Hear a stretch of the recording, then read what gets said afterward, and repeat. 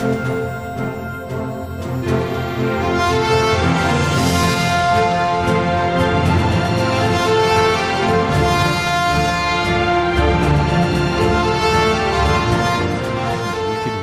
Tempest by Rich Vernadeau. Chapter 1. A blazing full moon hung in dark, smoky sky, casting shadows from the magnolia trees onto the crowd of black faces on the courtyard of the great wind-swept-in plantation.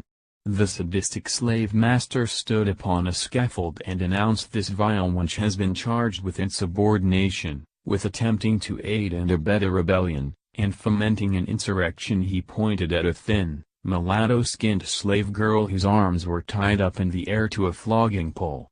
Vixuna, the beautiful red-haired Irish mistress of the plantation, marched up the stairs of the scaffold and stepped onto the wooden platform. "I demand that this entire spectacle cease at once." The moon caught a gleam in her fierce, angry Irish eyes. Tempest, the slave master and her former lover, looked into her eyes briefly and then averted his own eyes away from her captivating stare. He knew in his heart that her will would always possess his own and that he was himself a slave to her every wish, command, and desire. "Untie her at once." The eyes of the slave girl begged for mercy. Tempest untied the ropes from the wrists of the bound girl. "But an example has to be made," he insisted. Vixuna responded, "Unlike you, I do not condone brutality." She shot him a piercing glance that sent a very clear message.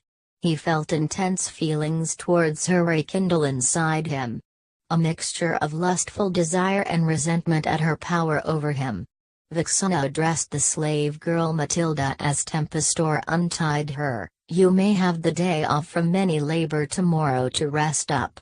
Matilda bowed slightly and gave Vixuna a thankful glance.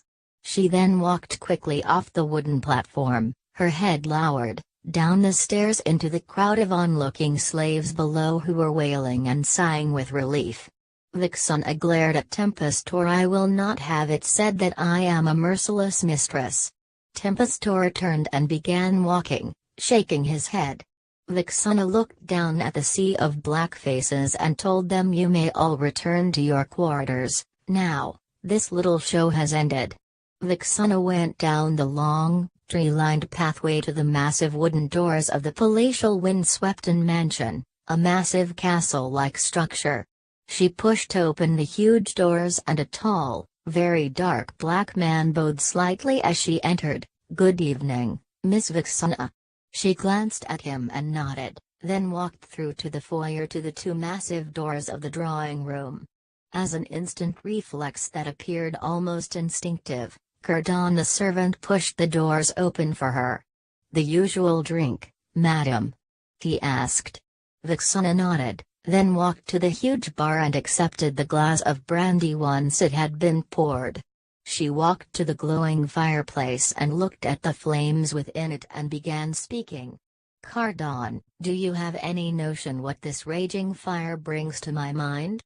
The fragrance of hell, that's what it represents to me.